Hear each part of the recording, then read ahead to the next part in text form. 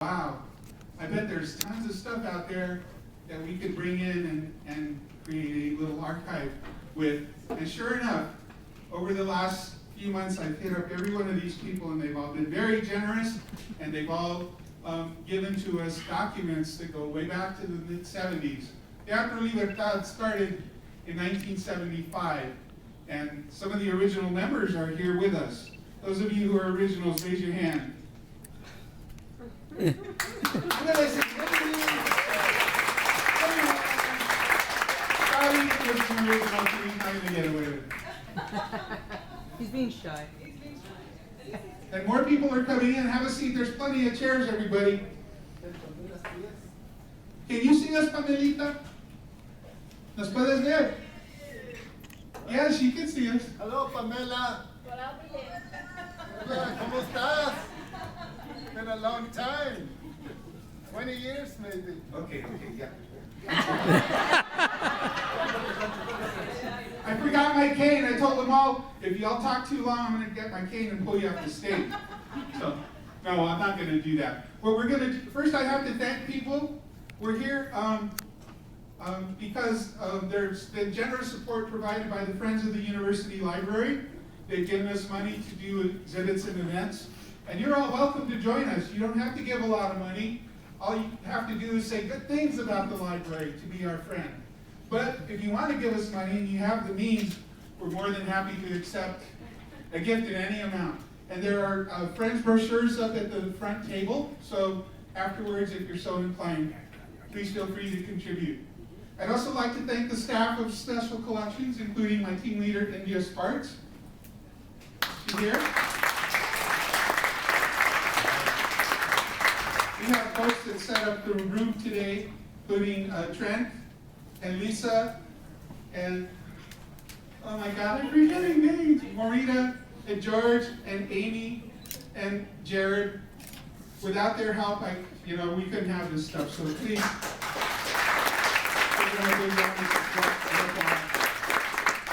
The exhibit's over at the main library. I hope you've all had a chance to go see it. If not, there'll be plenty of time later to run over and take a look at it. The format of tonight's program is going to be sort of like an improv night. Yeah. We're going to have the original members talk about memories about the teatro, talk about significant events, significant plays. I told them no pleitos, no chingazos, nothing like that, please. We'll say that for later. Okay?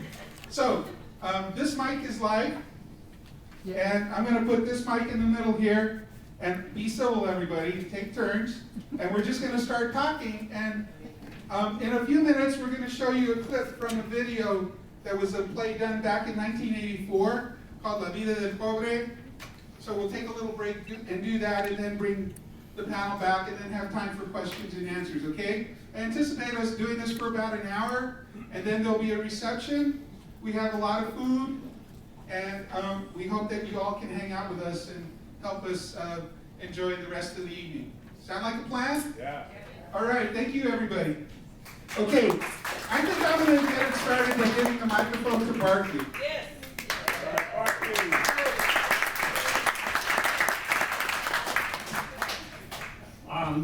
I was really sorry that my picture was in the start, because it really was a collective. And by putting my picture in there, it made me look like I was head honcho or something.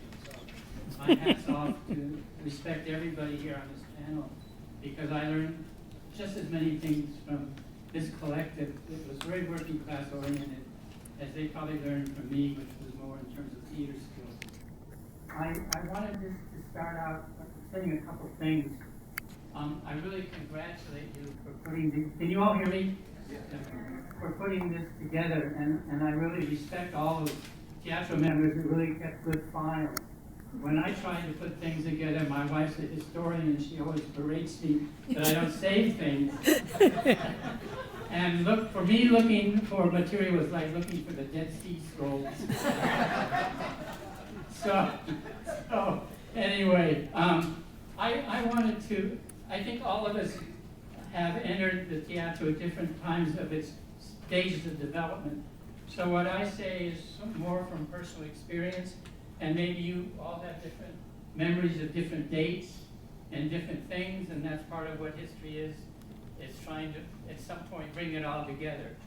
But I really want to just recognize those people in the community who are, unfortunately, are not here this evening, who helped start a fledgling group in 1969 called Teatro del Pueblo. And it included Felizardo Valencia, who was a teacher at Rincon High, Ernesto Portillo Sr., who did a tremendous amount of advertising on the radio to get audiences in. And we did theater that was probably more formal, much more formal than the Teatro Libertad, and really focused on the Spanish, the well-known plays of Mexico and other Latin American countries that were written in Spanish. And there were a lot of divisions back in the community then in those years.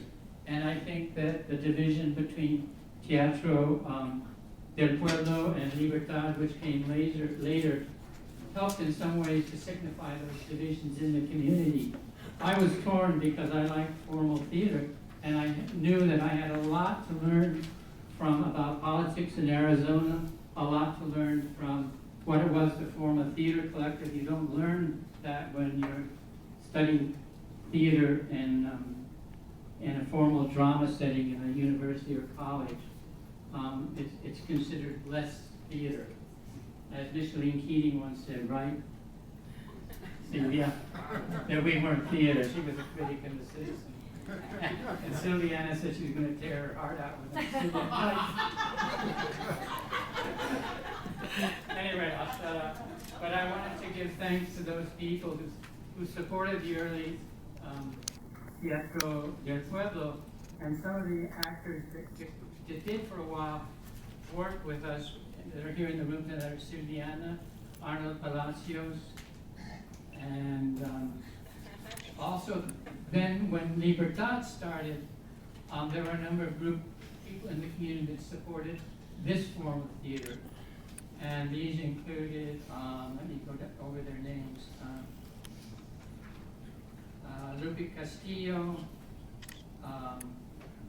Frank de la Cruz, he's here tonight, John Miles, who's here tonight. It takes a community to support a theater movement. It really does. You just can't do it in a vacuum without people out there in the community who are supportive of what we're doing, with reciprocity support what they're doing.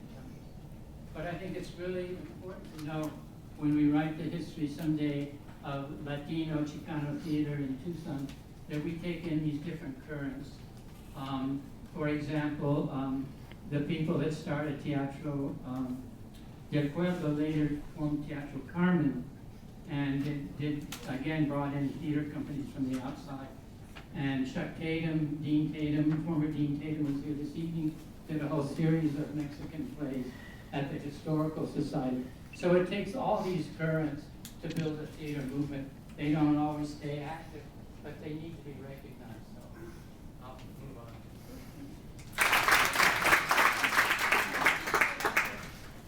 Unaccustomed as I am to public speaking.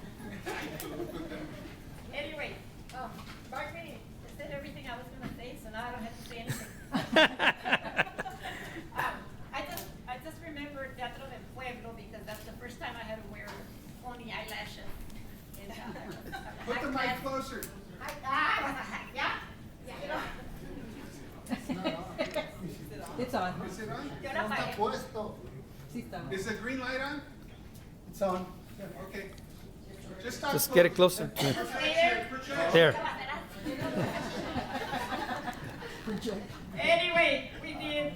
Much better. Nosotros somos Dios at the TCC, and I was all dressed up like a real classy Mexicana lady, and her sons and daughters are going into the revolution. And Amanda, where's Amanda? Amanda was in it. Allá está. Está bien muy fancy. El Arnold Palacios. My brother Willie was a coronel. Malo, he was a bad guy. He had a parrot there. Después Chihuahua y le puso así coronel.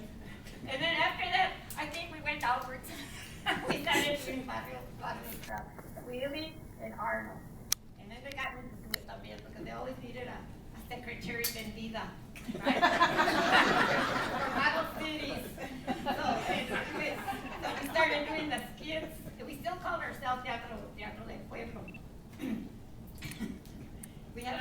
friendship because Willie and Arnold están locos. Totally certifiable. We had a skit making fun of model cities, of course, el dinero, and we would ask, ¿a dónde está el jefe? They would ask me, the secretary. Y les dice, well, he's studying poverty. He's studying about poverty and poverty program. Y luego el Arnold dice, well, where is he? Where's he studying poverty? In Hawaii. And Arnold and Willie, they bring in this poor person to fill out the forms for other cities, and they brought in a ream, así grandote de papel. And they told that viejito, you have to fill out these forms, it's así largo. And then Willie and Arnold, like, how no traigo lápiz? Y lo dice Arnold, nosotros tenemos un lápiz. They walk in with a 6-foot #2 yellow pencil, complete with eraser and point. ¿Te acuerdas? So then, and luego la secretary, you doing her nails, you didn't do it.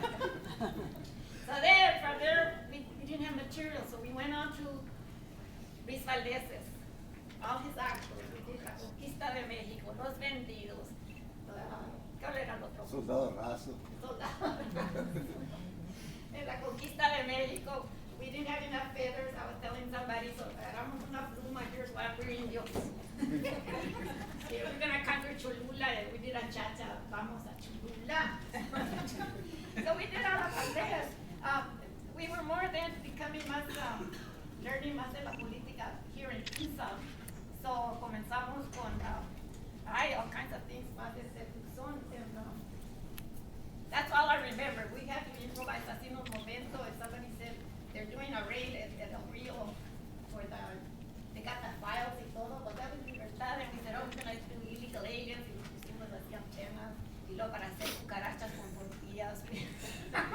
Hicimos muchas cosas, so that's how I got in it, because that's the lettuce boycott, entonces we went on to más y más. And then that's about it, la locura kept on. I'll just mention real quick, the process of documents and the collected, it was hell. It was hell. We had to all agree, we had to go research, we had to go into the barrio and say, ¿qué es lo que más queremos presentar? And then get together and then start improvisation, and then start the scripting, then the rehearsal, and then the presentation, and not one penny.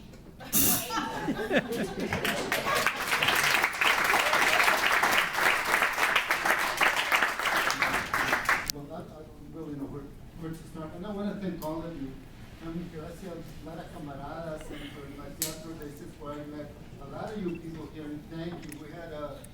We had groups at the time. I have to laugh about it. Me and Scott were always in the backdrop looking at, hey, they're so coming, you know, and stuff. We bunch of groupies. It was really fantastic.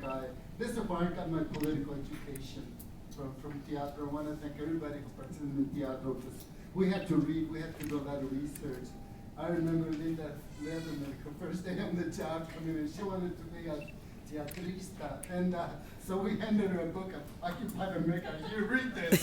Occupied America, which is now unfortunately banned, you know, and we did a lot of really good, really political things. We were in New York City, and we were termed as the best. It was Latino Teatro Festival at the time. That's what it was called, and it was we performed at the People's Theater, and it was a really, really great experience. In fact, the Village Boys termed us as the best theater group there, because what we were dealing with immigration. This is what we're dealing right now, and we're still dealing. Most of us are really working on immigration issues right now, 1070 and all this kind of stuff, and with the Dreamers. I mean, we're into all kinds of stuff, and I gotta say thanks to teatro, because, well, I remember one time, and Roberto Torres, he rest in peace, he passed away about 10 years ago, and him and I were in Mexico City. We were performing in Mexico City, and so we went to I think it was the Zócalo, I can't remember, where the mariachis play all night long. Garibaldi.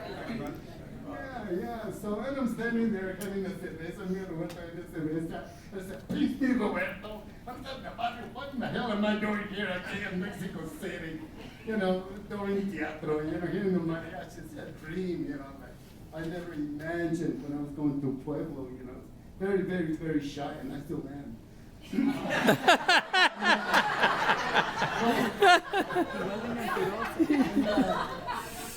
So it really gave me a lot of confidence. Teatro did, and I was kind of pushed out there. You gotta do it. You gotta do it. Half of the time I forget my lines, and just all screwed up and stuff. And served me very well, and especially the politics. In fact, we were talking about. I was talking to Juan Villegas. That's Juan Villegas one time, and in the Jefita there was some scene there where we. The whole scene was about the Communist Manifesto. And it was really, really great. It was in terms of people, barrio de la gente, working people, really checking it out. What does it really mean, Communist Manifesto? We were very successful with it. Silviana was the mother, wasn't it the mother? Yeah, you were the mother, yeah, playing the mother. And, yeah, she was learning what it was all about. And another time that I'll never forget, we, as a group, we were invited, we belong to this organization, TENAS, Teatro, what was it? Nacional de Aztlán. Yeah, okay. Yeah, so anyway, they're having a festival there, we were invited to go there, but they also invited some countries out, they were Pacific Rim countries that had a lot of repression, South Korea, Argentina, and Argentina. It was chaos in Argentina and Chile, and all parts of the world around there in the Pacific and stuff. So Scott and I and Teresa, our job. So anyway, the teatro sent us to this conference of teatros. So we were to urge them to boycott the festival. So we get there, and they told us, "Oh, this archaic demonstrations are archaic. Demonstrations are archaic, Pancho. Why don't you guys wake up and stuff?" But you know, we were very successful. We did boycott, and we had a big demonstration there. And Luis Valdez was there with Governor Brown, you know, all applauding people and all this kind of stuff. He wouldn't even talk to us because we were there demonstrating, you know, and stuff. So it was really, really great. It was a lesson for me, you know, and stuff. And right now I'm still like Barkley. I'm still attempting to do teatro once in a while and stuff. So muchas gracias for you coming and listening to my BS and stuff.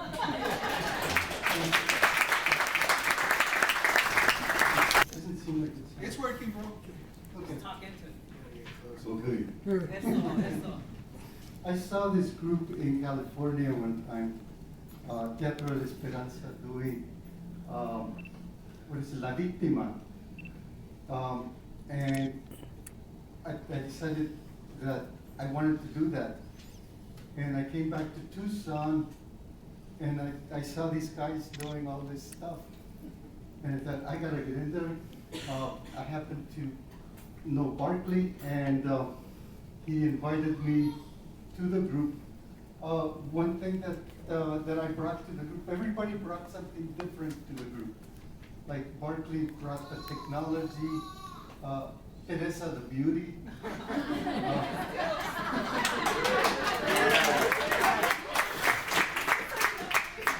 That's why we hit him with the rotten tomatoes.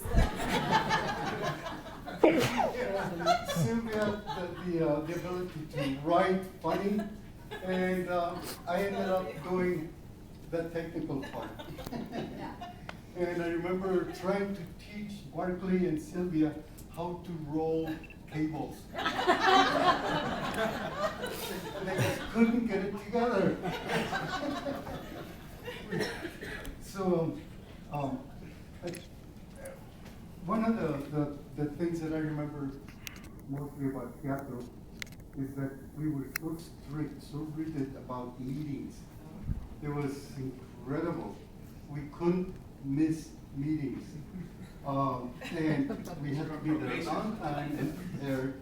And it was every Wednesday or Tuesdays and Thursdays. Tuesdays and Thursdays. And 3 times a week. yeah, and we didn't have cell phones then, so we could call everybody and say, "Hey, get over here."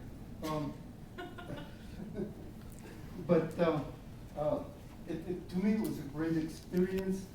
Of course, I remember some of the things like Frank Pancho was saying in Mexico City at Tlatelolco is where we were doing that play. And there was a play about revolution and demonstrations. And we were doing it in the Tlatelolco while on the outside of that theater, there were thousands and thousands of people demonstrating because it was the 10th memorial. It was 1978, and it was a memorial to the 68 Massacre, shootings, yeah. the massacre. And that was just incredible. I'll never forget that. And of course, the friendship we had, and we were kind of like family, pretty much like family. Teresa was the mother, I was the father, and Sylvia was the grandmother. Huge turning point in my life. And it was really great the other day, Neto. Where are you, Neto? Neto, hi, Neto. Neto asked me, how did it change your life? And, of course I was talking on the spur of the moment, but in retrospect, yes, it changed my life. Because I'm not a famous Mexican actress. No, but when I joined, I really didn't know anything about anything. I mean, I realized how ignorant I was about our history and what was happening to our people. ¿Qué pasaba con los mexicanos, the deportations, all these pieces of history that I never knew because it was never taught in my school anyway. And so when we started working on El Basil, for me that was like such a great play because it just to read Occupied America and like how you mentioned, all the research we had to do. So for me, teatro was concientización. And for me to be able to take a little bit of that out to the community and to know that that people were responding to what we were saying because they had a lot of the same needs or the same concerns or the same issues or the same fears or the same whatever that they needed at that time. For me, yes, I love the fact that we performed on big stages. We performed in the off Broadway. We performed in the Teatro Libertad in Mexico City.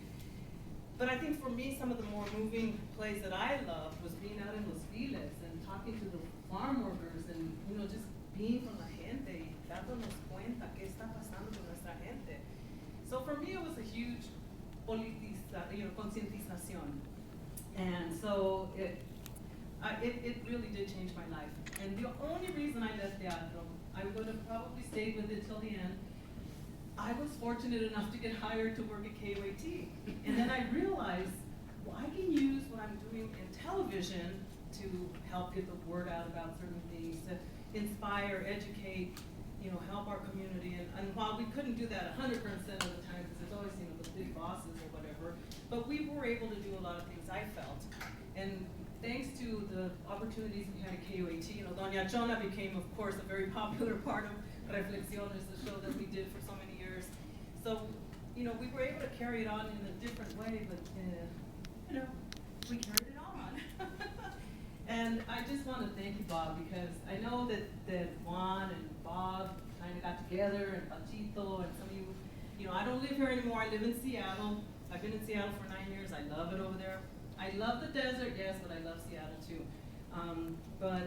This is just really great. It's so great to see so many of you, because you all were such a huge part of our lives, and I know we were a huge part of your lives, so it's just really wonderful. And I'm really thrilled too because my brothers are here, and especially my brother Kermit. Yes, I have a brother named Kermit. That was from what I lovingly call the white side of the family. My daddy was Jones, that's where I got the name Jones. And then my brother Mario is here too. And the reason I'm pointing them out is because como nos aguantaron, stuff that we had to do and we had to impose and impact our families because we were on the road or because, husbands and wives and people getting mad at each other and divorces and new marriages and some of us who still are single, but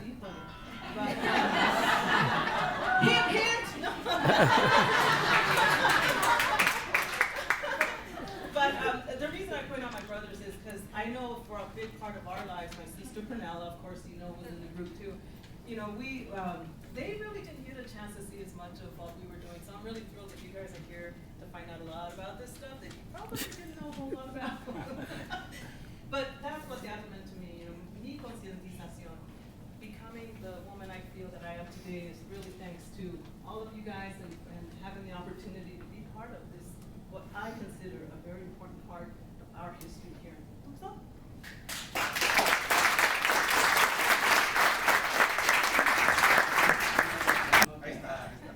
for me, teatro meant a lot because I come from Bolivia, South America, so I was a little lost. So when I found Teatro Libertad, I didn't just found my community. I found my family as well as I found my true university education. Because I felt that when we were doing theater, we did have to read a lot, so we had to back it up. Anything that we did, we had to back it up, and we had to have the information. I don't feel in those times, I didn't feel I was intellectual. I still don't feel I'm intellectual, but I do know that when something's wrong is wrong. When you feel something's wrong, something's wrong. And I feel now that the young people, they don't know all the struggles that we went through in the 70s and 80s and even before that. You know, and when I work with my supervisor, 27-year-old that has no conscience of what went on in the 70s and 80s, I go, oh my God, what happened? You know, what happened to all the education we tried to do out there? So my vision is to see more education like that for the young people, you know, because they're really, I think most of them are very lost because there's so much information now that we have with the internet, and they can get very, very much confused. You know, so for me, I wish I could see theater again with new people, and that's my vision. But thank you so much, and I really appreciate all of my friends in theater and all the people that support me and accepted me, because I was a little crazy. But the last time I was, trying to find myself, and I didn't know where I belonged. So the Chicano people, Mexican people opened their arms to me. And that's why when I call home, they say, oh, la mexicana está en el teléfono, you know, because they say that I speak like Mexican now. So that's an honor, thank you.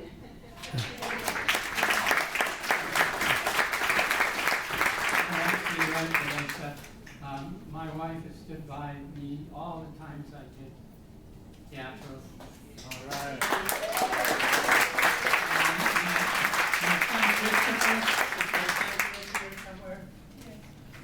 And he was in some of our plays. I want to take the quick opportunity of we're trying to keep the thread going of politics and theater. We have commissioned a playwright, Mirta Ortiz, if you'd stand up, please. She's doing a docudrama on the closing of ethnic studies. And we hope to be able to produce it here and tour it. And her husband is a director in residence. Mark, would you stand up? He will be helping her in working and he's also working on other projects supporting us. He's our director in residence this year.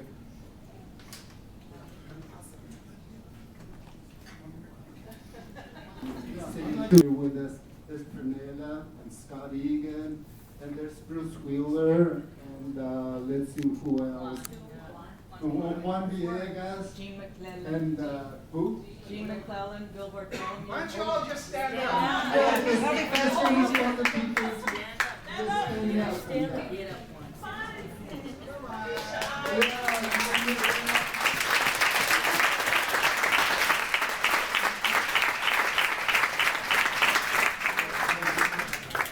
Amelita.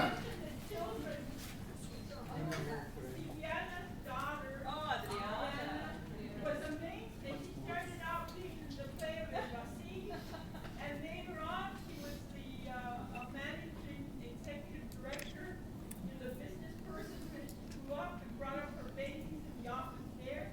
And then our two sons were also in plays, so it was like a big family thing. It was not just individual only. They pulled everyone with them. Arturo also. Yeah. I want Pamela to say a few words. ¿Quieres hablar, Pamelita? No, cómo no, saludos. Espera. Okay, go ahead. Pregunto, ¿me escuchan? Espera. A ver, trata. Habla, yo lo subo. Okay, Pamela. ¿Ya? Sigue. Put the microphone next to the speaker. Hola, hola. Over here. the television. Sí, más cerca. Right there.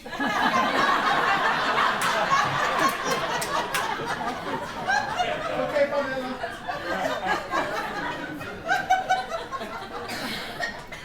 You're on. Para mí es una alegría, un privilegio estar desde aquí, desde Nueva York, en Tucson. ¿Qué decirles? Pues como para todos ustedes, para mí es haber estado en el teatro ha sido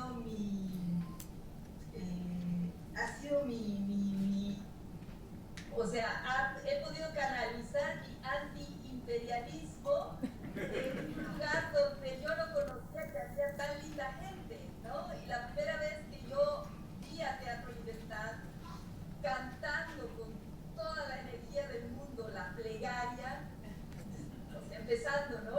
Levántate, yo dije, yo tengo que ser parte de ese grupo y de esa energía política que oh, I'm sorry, do you guys understand my Spanish? Not everybody. Not everybody, okay.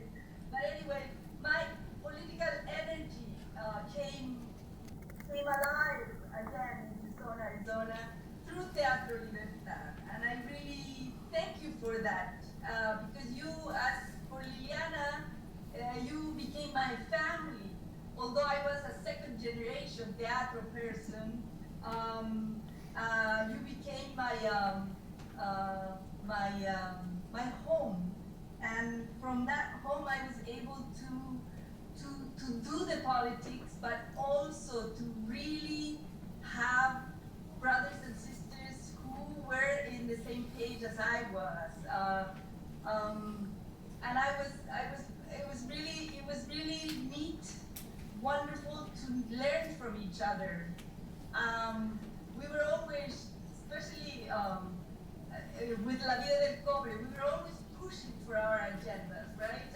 And sometimes it was hard to push for a more transnational agenda or whatever. We wanted to put Chile, we wanted to put everything about what was going on at that time in the world. We were doing progressive politics in a context where everything was getting so conservative and so ugly and so Reaganite, and we were able to push through our agendas in the sanctuary movement, in the miners movement, and I was really happy to be able to be part of that. And I thank you all for having had the openness of mind and of soul to be able to accept people from Bolivia and accept people from El Salvador, because in the end there were Salvadoreños that sort of were part in a little bit, for a little while, in Teatro Libertad too. So I just wanted to say that that I love you guys for that, and I love you. I love the way in which we were together. And I thank also to the people who saw us and accompanied us, like Lupe Castillo. I never forget her. I never forget John Miles, and I never forget Bill, who were always accompanying us in all our comings and goings and doing theater. And I don't know, theater marked my life. I did my dissertation on the theater movement in Nicaragua and Cuba. Theater became my way of doing things in politics, because it went beyond the politics. It allowed me to be a human being with all of you. Thank you for that.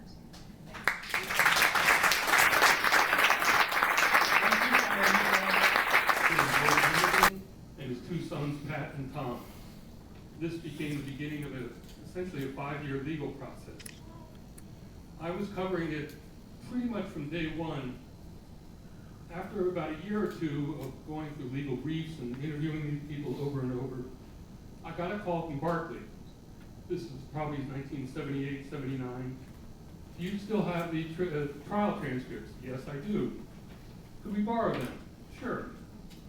And a few weeks later, another call came in from Barclay. We put on a little play we'd like you to see. Is there anyone connected with Teatro Libertad who remembers that particular play? Anyway, Barclay, I remember you were George Hannigan. Is there anyone else who remembers that production? I think it might have been just put on once for my benefit. There's also a short movie. Really? KUAT. Does it still exist? Where's the other mic? Oh, could you pass it to Barclay? So everybody can hear. So make sure you guys have the mic when you're talking. Well, it had a major effect on me because by that time I was so tied up in the legal ramifications and the legal briefs and all of the papers that were being filed and what attorney was saying this and which court had jurisdiction, that to see it refreshingly put on in this most bold and crude and emotional sense helped my writing of a chapter of a book I wrote called On the Border, but it was the anchor of that book, On the Border, was the Hannigan case, and what gave me the emotional push to a certain extent was the production that you all put on. So my appreciation to you all, and I'm glad that somebody still remembers it.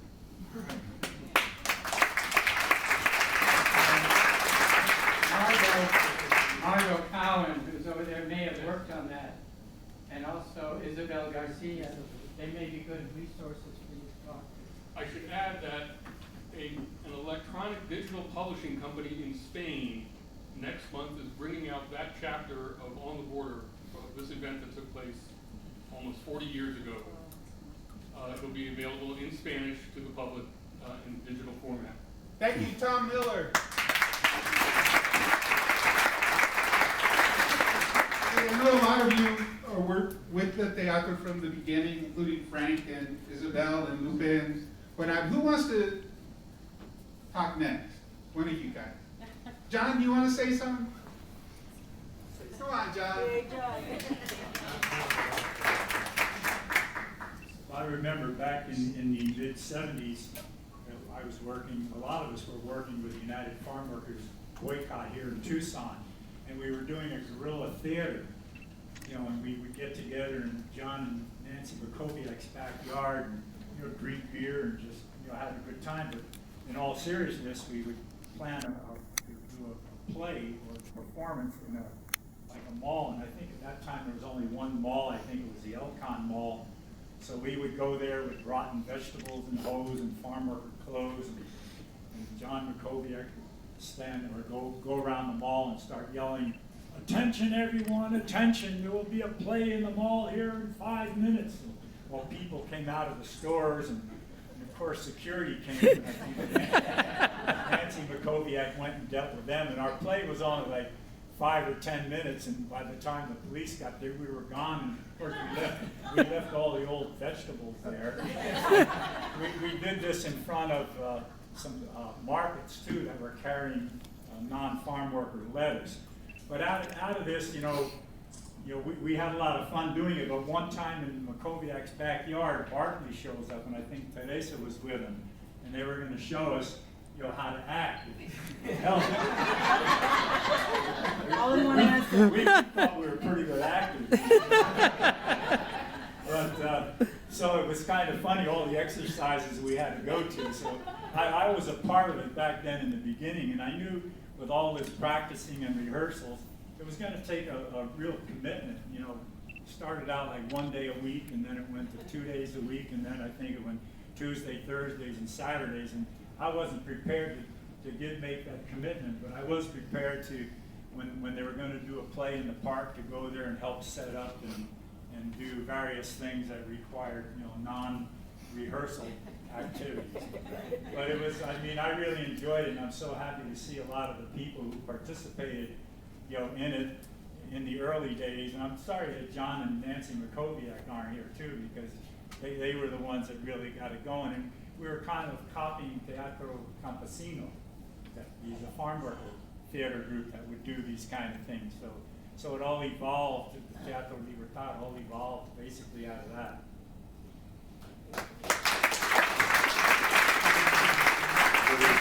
Member who had some problem with his girlfriend who happened to be working in the Teatro office at the time in South Tucson. And I showed up there one morning and I found him very drunk, sitting in his car with a bunch of beer bottles in the back and a half bottle of tequila. And he was waiting for his girlfriend. So eventually she came by and he got very, very belligerent in the Teatro office, and I had to remove him. And I had her take him out, and I kind of had to push him out of the office and get him into the car and home and sober up. Well, somebody was driving by at that time who happened to be the brother of this Teatro member, or a friend of the brother of this Teatro member, who called the brother and said, "Hey, I was just driving down South Tucson and big white guy was pushing your brother around, pushing him in the car. It was like, bad." And his brother says, South 6, yeah. In South Tucson, yeah.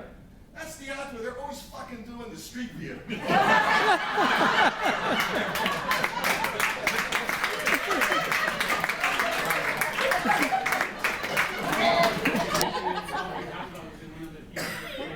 One of them, so I guess the Teatro was his springboard to Congress. Thank you for that, Frank. Anybody else? Yes. My name is Alfonso Valenzuela. I left Tucson to go to Seattle, Washington, and they had a campesino group over there, Teatro Los Piojos. My question is to Mr. Parker Colson. At that time, was there any influence from other teatros that were going on, guerrilla theaters like Teatro Campesino, Luis Valdez, and all those guys, to help you? Well, we were always we were always inspired by the campesinos. They had published a lot of what we call actos, short theater pieces, and so we aspired to do that kind of work. And some of the Teatro members actually came to Tucson various times to perform. Some stayed with us, and sometimes they give us workshops. They were mostly in acting. There was a really crucial person from the San Francisco Mime Troupe, which is a radical theater in the Bay Area. And she taught us Sandra Archer. This was before Libertad. I don't think people know her, but a year before Libertad was formed, I really realized that I didn't know how to get a group to write collectively. There's a technique to that. And it's too bad there are not more people in cities that are facing issues, and there are young people that want to work on these issues. So someone to train, it's a whole process that comes out of the meetings. What kind of questions to ask, what kind of input you give, what's the form for putting input. And it's a really special skill. So we are, did you know Sandra? No. Okay, did you know her? Okay. But I am really indebted to her because I think that without that skill it's like a dance company needs a certain kind of training at a certain time, or a music group needs a certain kind of training, where you just can't go on. And I felt we would always be in the same rut if we hadn't had someone come in and help us really formulate how to do collective work. And as Sylviana and I sort of said, it's a lot of discipline.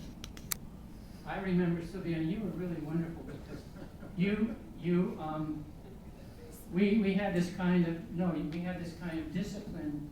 If you were a member of Teatro Libertad and you were at a party where even marijuana was brought out, you had to leave that party because we were so vulnerable at that time from harassment, and I really take my hat off to you because we had a certain discipline that people don't associate with radical theater. Not really, Parker. We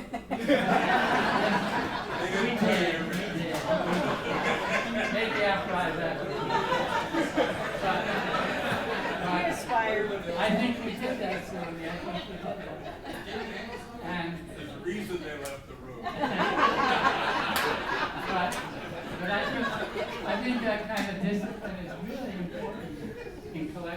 course. Otherwise, you're just a bunch of people hanging out, talking about doing something, and you don't have the skills to do it.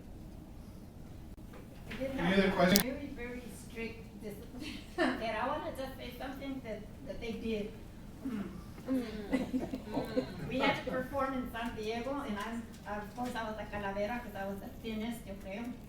And I had to be out in black, and I left all of my black outfit on the clothesline at my house. And so at the teatro, at Tenaz, everybody said we need black stuff for her, so they found everything. I needed to wear black clothes, but I had to carry a gunny sack where I would take out magic things to do the historical episode.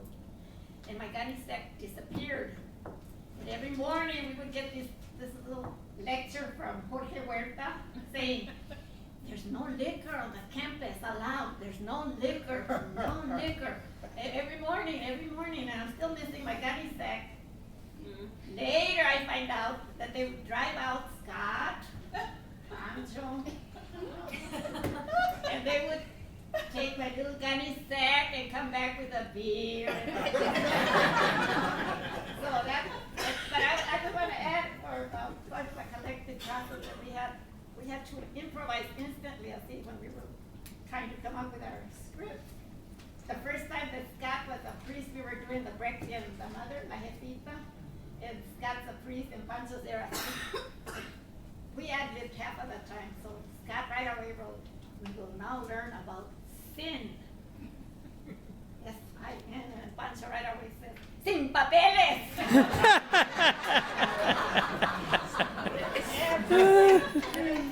Keep it. So that's how we did a lot of the stuff. Teresa is going to tell you about the tomates. Oh, no. Let him tell you about the tomates. Yeah, Teresa would bend over and I would make a comment about those beautiful tomatoes. And then she had the tomatoes there, but I was referring to something else. And then she would turn around, take the tomato, and smash it in my face. And I made sure that they were juicy, ripe tomatoes. Yeah, Pancho's gonna add something. No, you don't have to do anything. Okay. Okay. One thing I remember, I think it was Teresa talking about going out there to El Miraje.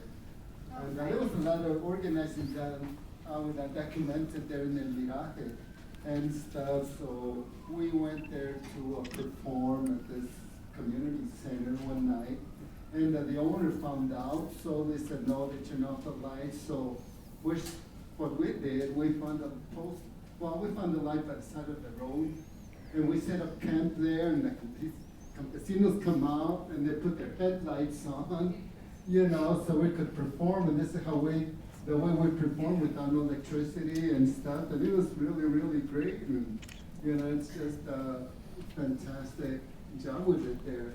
And the other day I was just looking at their schedule one of the years, and I thought, man, it was really grueling schedule, because I think all those years we were together, we were performing over 100, we're doing 100 performances a year, over 100. And stuff. So here's Teresa.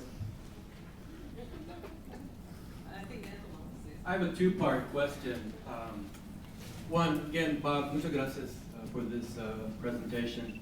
A great resource for the community for historical records. Teresa pointed it out in the column on Sunday. Two-part question. One, Teatro, of course, didn't work in a vacuum. It worked in the community, had enlaces with other community groups, commercial or non-commercial.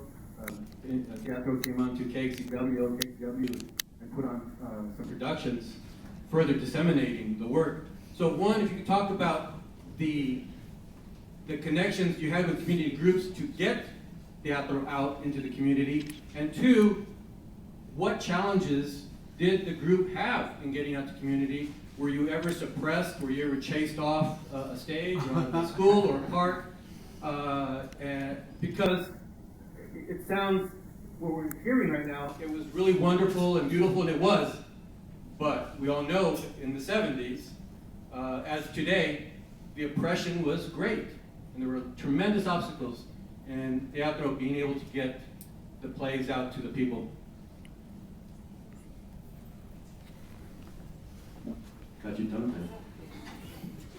I can respond, yeah.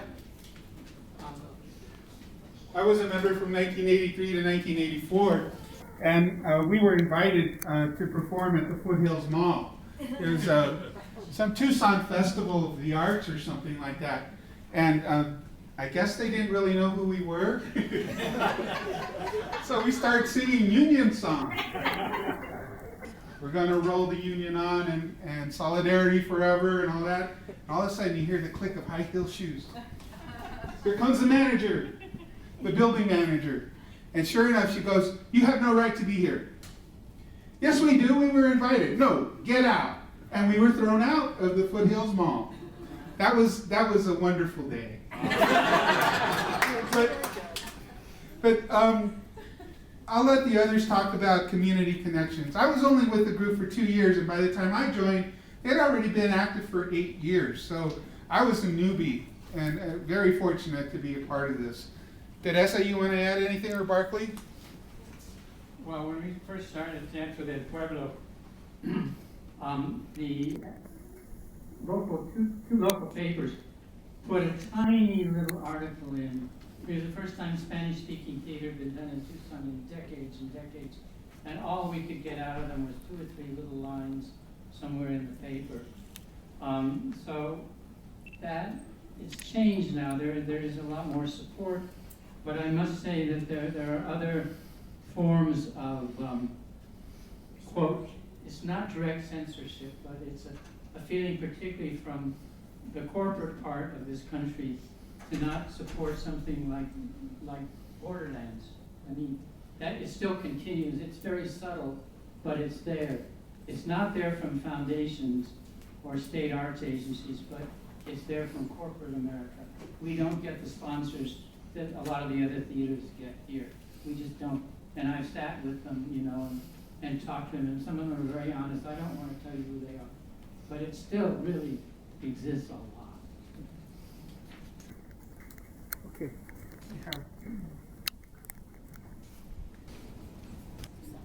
I know we started in 75.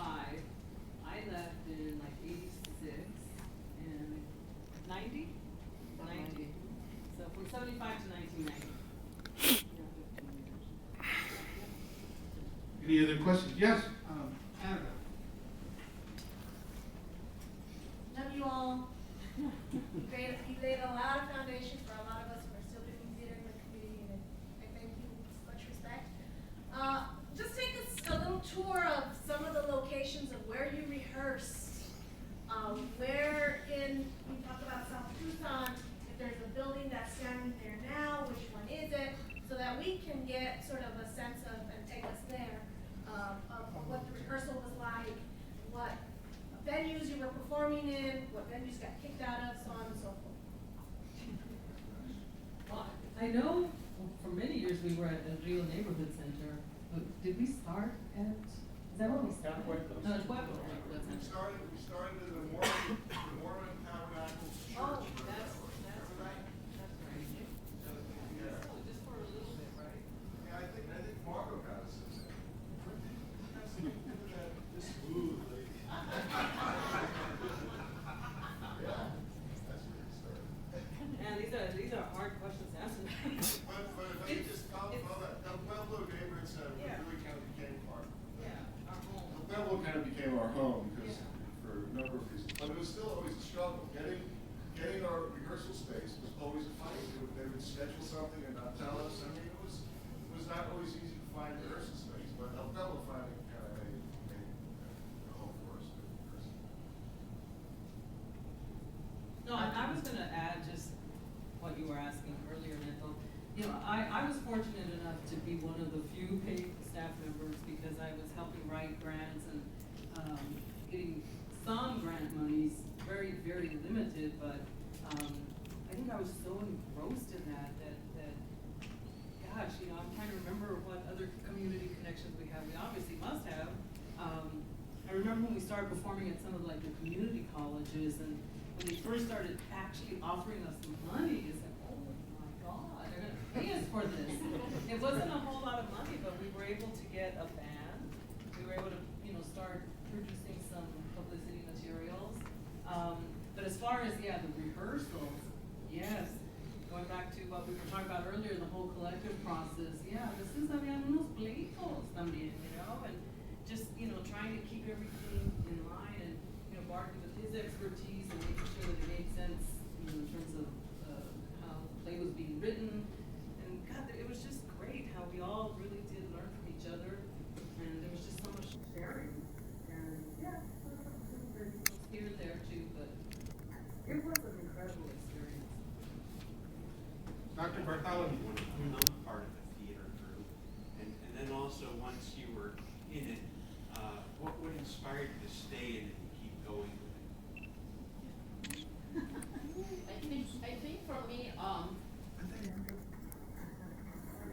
I think for me what inspired me was when I began working, going to California and getting all the people from Central America.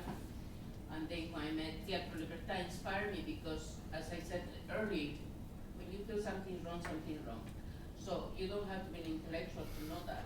And what inspired me is that there were a lot of things going on in our community that needed to be, somebody needed to talk about it. And I think Teatro, we had the balls to do it at those times because we're really out there, we're really out there, not just educating the people that we're performing to, but educating our closest friends, And many of us, I think myself, I lost some friends that they didn't believe in my politics or what I was doing. So that was the struggle as well because, and we're still struggling with that, I think, as Latinos and Hispanics, Chicanos that we live here in Arizona. I think we have even more struggles now with the immigration thing that's going on right now. And I feel that now it's time to get all the young people really to mobilize again and be, as we did in the 70s and 80s, be out there and really bring that passion out, which I don't see anymore in young people. I don't see it. And I miss that. I miss the passion. I miss that wanting to hold on to something because you were going to find some kind of change, And if we didn't find the change, I don't feel like change a lot, but I think theater changed me. Changed me in a way that I was more conscious about things, changed me in a ways that I would question things more. I was not just an immigrant coming from a poor country, trying to do the best or obtain the American dream. That was not it. I wanted to know justice. I wanted to know what was going on in the United States. How were the so-called majority people were treating the minority. And that's what gave me passion to continue.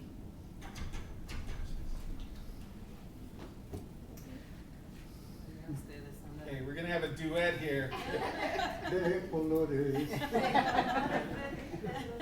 We haven't heard that song and sing it 1,000 times. Yeah. I have two answers for people. Más cerquita. Ya, un momento. No, just close to your mouth. Okay, memories. Anyway, I was raised in Salinas Valley, Salinas, California, with John Steinbeck's shadow over me, and that's when I started writing. Pero a lot of people, when you read about Cesar Chavez, he was arrested in Salinas, one of the first times que andaba por ahí, and I heard his name. I had no idea he's in jail. I was 18 or 19, maybe 10. So, ya comencé because I worked in the packing sheds. I worked in the very big bird's eye, cosas frozen foods, that's in the conveyor belt. So I started finally getting creative writing and Hartnell, donde estaba Steinbeck, and I would pass his house. He had this little Newman Center there, and I would imagine he's there guarding me. I'm John Steinbeck. And they had just filmed East Eden when I was getting there. So anyway, when I got to Tucson, and then I meet Salamon, I meet all these rebel rousers, they started, they met at the conga every single night. And we got into knowing what was happening with El Rio, and so allá andaba yo también. But one of the things que iba a decir, we were rehearsing forever at Orient Park in one of the shows, ¿verdad? The Shrike Head of Pancho Villa, but back to Arnold and my brother. It's a wonderful play by Luis Valdez. shrunken head and una cabezota así, and we had it on top of the TV, and my brothers tampoco, you know. So he invented a way to make the shrunken head smoke. Le ponían un cigarro así, and he's underneath the TV set. Y está fumando el pancho. So it was, but what I wanted to say, we rehearsed a lot at Ori Park. Todavía éramos teatro del pueblo, not the classy one, the other one. And our kids del barrio started going to every rehearsal. And then there was a deaf man, El Tocho. So the way we learned to project was if he said, "No se oye!" "No se oye!" So then we knew, okay, Tocho was waiting the last row, we had to project for that. So the other thing, they learned their lines, and Ceci had a line, my sister had a line where somebody knocks, but the person that appears has been in prison, ella no tiene cabeza, so she doesn't see him.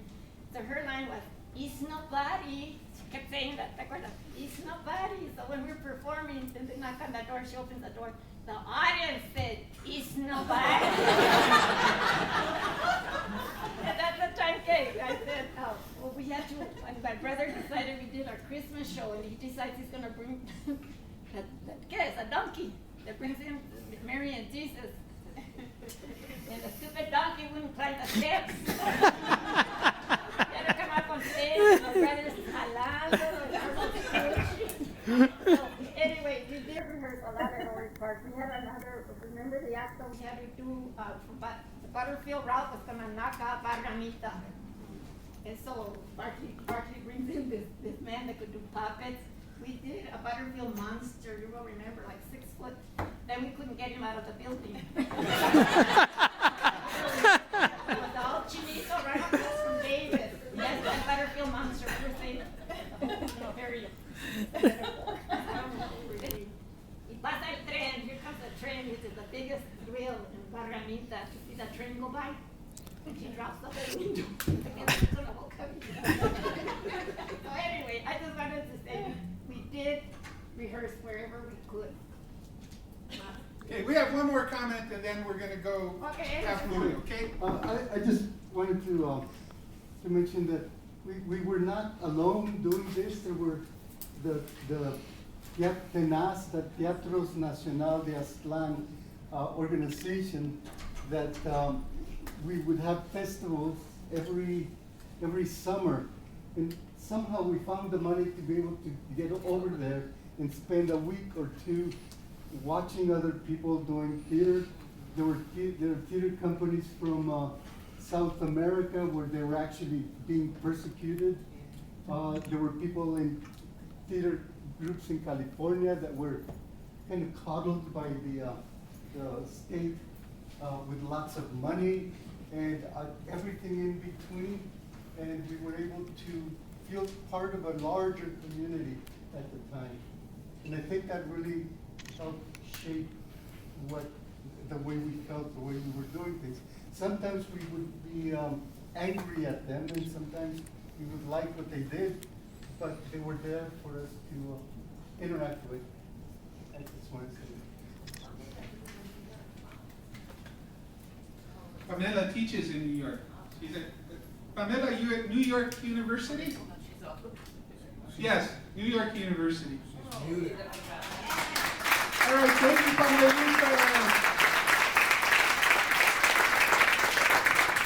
It's 7:30, everyone, so we have a little bit of time to hang out and eat food. There's a ton of food.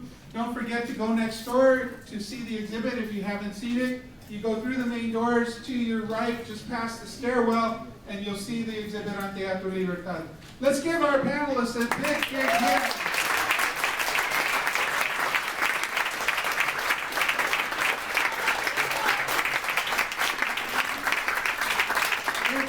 Folks, if you don't mind, please stick around.